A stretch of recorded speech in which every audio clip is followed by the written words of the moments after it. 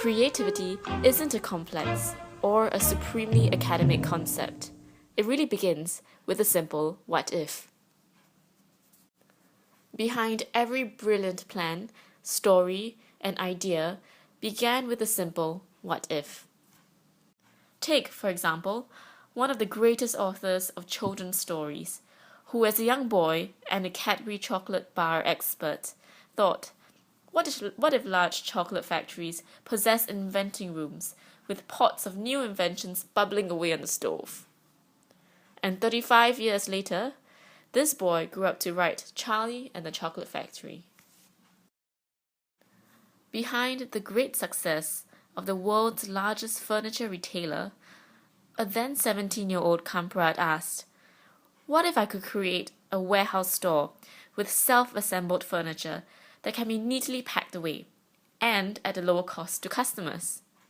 IKEA was born. Creativity is the single spark that ignites the chain of what-ifs and, in turn, unlocks endless possibilities. Some interesting what-ifs. What if you could take someone into an alternate reality? What if you could make an impossibility into a possibility? What if you could tell a story from both the beginning and the end? Creativity is not something esoteric that cannot be grasped by the man on the street. In effect, has the ability to change and inspire people to action, at times inspiring different people to different courses of action. In other words, creativity is also the direction in which the ink flows from the pen onto canvas. That is why, if stuck on a deserted island for 6 months, I would choose a paintbrush instead of pen or paper. Survival essentials aside, because I hardly think any of those 3 options will be able to save my life, the paintbrush does not run out of ink like a pen, and nor does it have a limited canvas to work with like a piece of paper.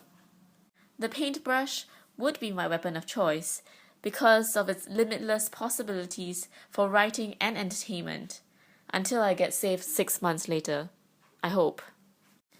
The word creativity, however, in my area of work, often carries a rather negative connotation.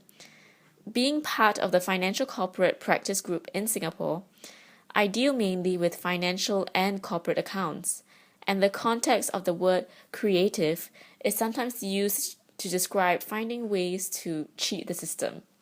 For example, creative accounting or creative business making. It all doesn't sound very positive.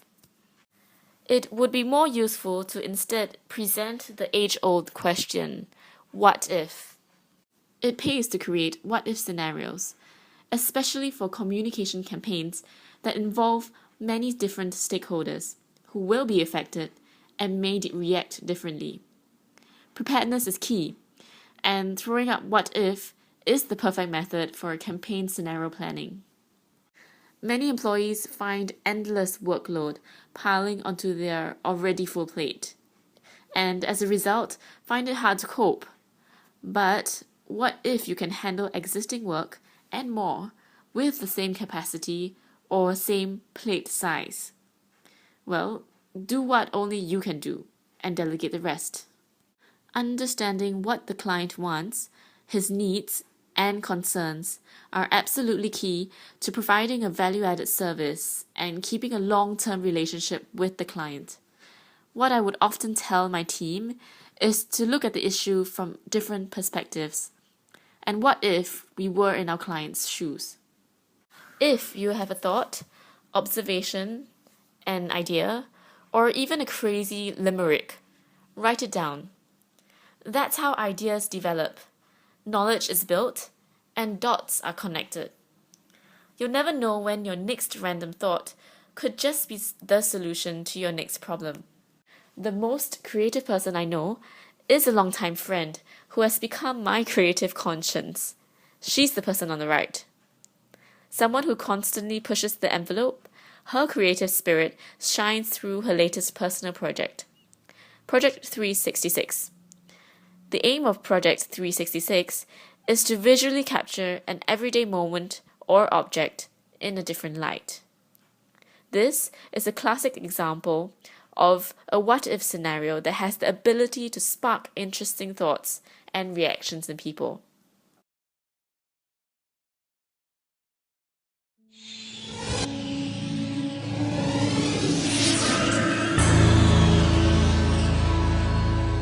TED is the single most inspiring brand that embodies a distinctively creative spirit that has a simple mission of spreading ideas. The passion is evident in not only the idea, the content, the originators of the content, but even the audience. They are not the typical passive audience that you normally see at conferences, but they have an appetite for common understanding and a burning desire to be inspired. So, going back to the interesting what ifs, wouldn't it be interesting to see what these can lead to?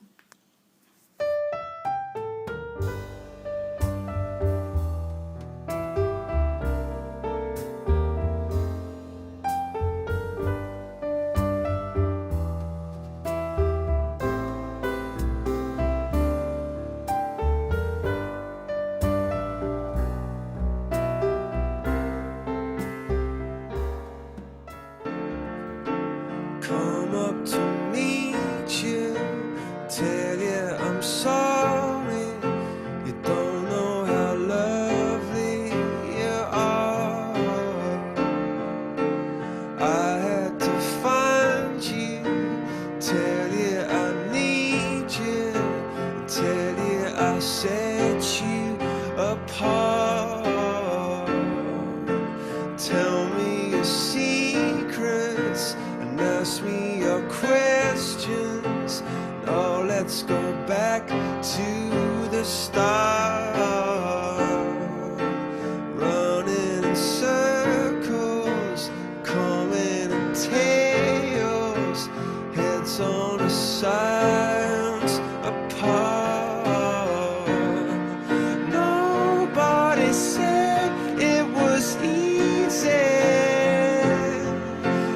Such a shame for us to part.